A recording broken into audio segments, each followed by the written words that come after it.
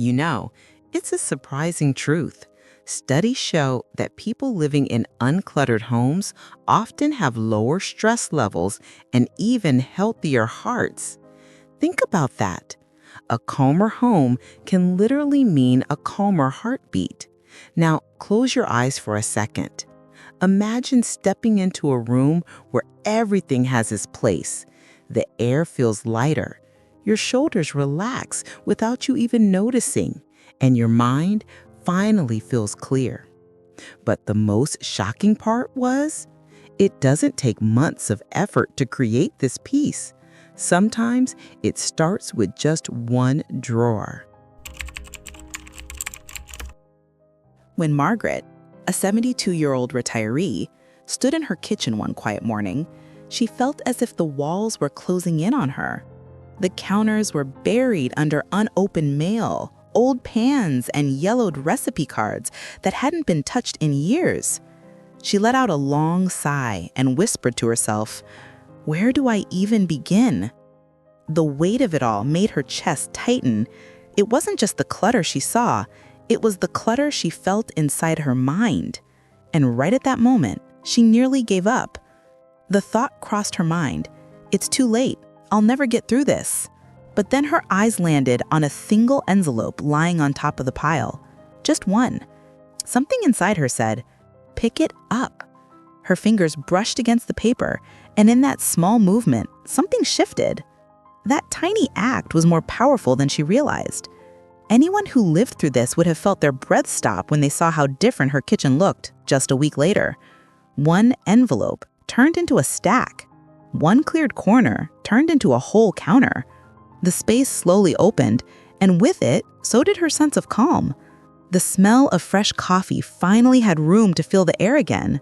Sunlight spilled across a clear table, not blocked by old newspapers.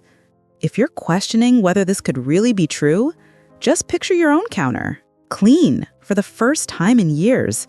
Maybe you found yourself in situations like this too, staring at a mountain that felt impossible to climb.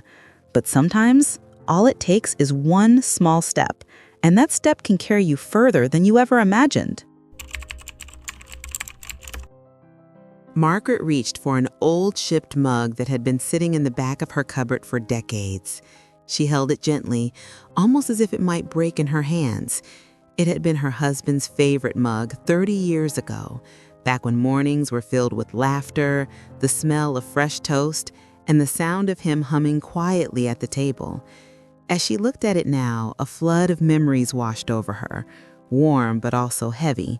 Her eyes grew moist as she whispered, "I don't need the mug to remember him. I carry him here." She touched her heart and felt a quiet strength rise within her. Moments like this are impossible to forget, because letting go is not about erasing love or discarding history. It's about creating space for the memories to breathe without being trapped in objects. The mug had served its purpose. The love it represented was already woven into every fiber of her being. Things were finally starting to get better when Margaret realized something else. Her children didn't want the old things she had been saving for them. They wanted her smile, her stories, her presence around the dinner table. She wasn't the only one who faced this. Many seniors hold on to items thinking their families will treasure them, but more often, the real treasures are the moments still waiting to be shared. If you love uncovering mysteries like this, notice how every object we cling to carries a hidden story. Some stories lift us, but others quietly weigh us down. And when Margaret placed that mug in the donation box, she felt something unexpected: relief. It was as if her heart itself had been cleared of dust. She finally understood that letting go doesn't mean losing. It means gaining room for joy, connection, and peace. Now picture this, the hallway closet. Dark, cramped, and stuffed so tightly that the door barely closed. Heavy coats pressed against each other, scarves tumbled from the shelves, and shoes that hadn't been worn in 20 years sat buried at the bottom. The smell of mothballs lingered in the air, mixed with the faint mustiness of forgotten fabric. Margaret stood there for a long moment, her hand resting on the doorknob, her heart caught between dread and determination. She slowly opened the closet, and the sight almost made her turn away. So many choices, so many memories woven into every sleeve and pocket. A winter coat her husband once wore, a jacket she had bought on a trip long ago, a raincoat she hadn't touched in decades. She whispered to herself, "Do I really need all of this?" The question lingered like a quiet echo. What would you have done? Margaret decided to keep just 3 coats, one heavy, one light, and one that made her feel beautiful whenever she wore it. The rest, she folded them neatly and placed them into bags for donation. And something remarkable happened. Anyone who lived through this would have felt their breath stop when they opened that closet afterward. The space felt lighter, as though it had taken a deep breath for the first time in years. Fresh air replaced the stale scent of mothballs. The shelves were clear, the hangers spaced with ease. There was even room for her grandchildren's little jackets when they came to visit. If you're questioning whether this could really be true, think of your own closet. When was the last time you felt joy from the back corner? Maybe you've been in a similar place, staring at clothes that carry more dust than meaning. Margaret discovered that by letting go, she didn't lose warmth, she gained peace.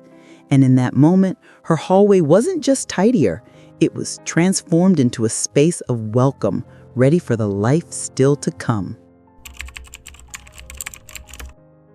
Here's the thing. Clutter doesn't just sit on our shelves. It sits quietly in our minds, pressing against us in ways we don't always notice.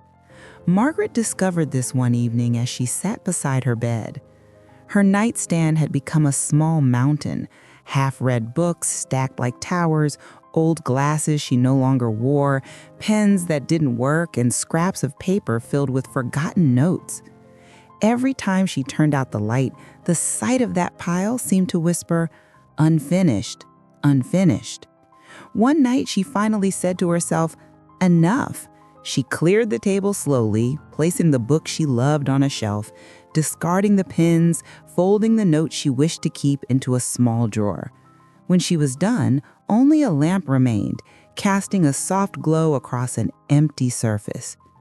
Margaret later said, "When I cleaned my nightstand, I finally slept through the night." Think about that for a moment. The quiet hum of a fan, a clear table within reach, the comfort of knowing there was nothing left demanding her attention. She sank into the sheets, and for the first time in years, she woke rested.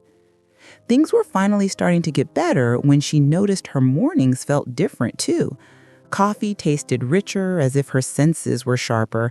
The birds outside seemed louder, the air fresher, even her breathing steadier. She realized that removing the clutter wasn't just clearing space, it was restoring her energy. She wasn't the only one who felt this way. Many seniors find that minimalism is not about having less, it's about living more fully with what matters most.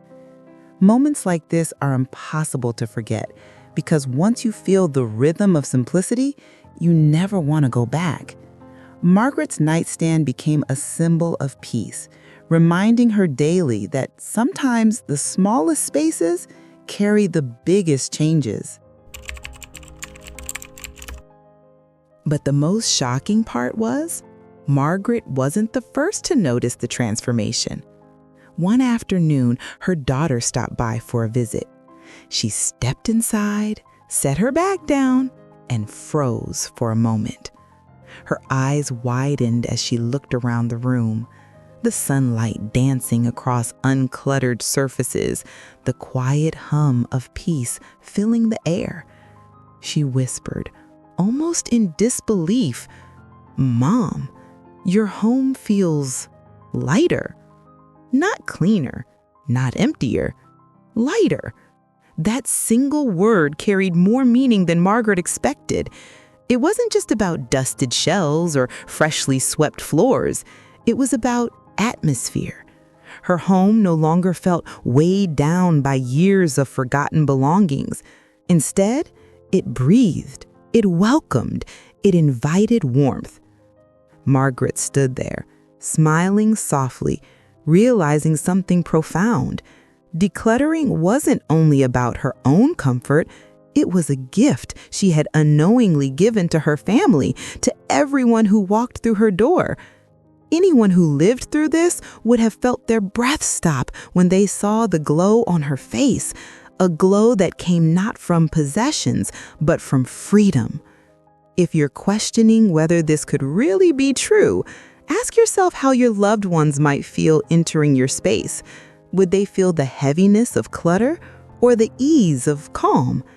Maybe you felt this too, the way a home's energy shifts, the way it shapes the conversations, the laughter, the connection inside it. For Margaret, the twist was clear. She thought she was clearing shelves, but in truth, she was opening space for love to flow more freely. Her daughter's reaction was the proof. And from that day forward, Margaret understood every object she chose to release was not just about letting go. It was about creating a place where people could breathe easier, smile brighter, and feel at peace the moment they walked in. So here's what I want you to remember. Decluttering isn't punishment, and it's not about stripping your life bare. It's about giving life room to breathe, about creating space where joy can settle and peace can grow. Margaret learned this in the most gentle way.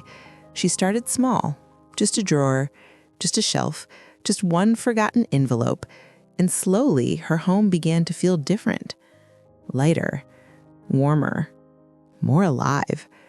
Think about walking into a room where the air feels open, where the light falls softly across a clear surface, where nothing demands your attention except the present moment. That's what a calm home offers.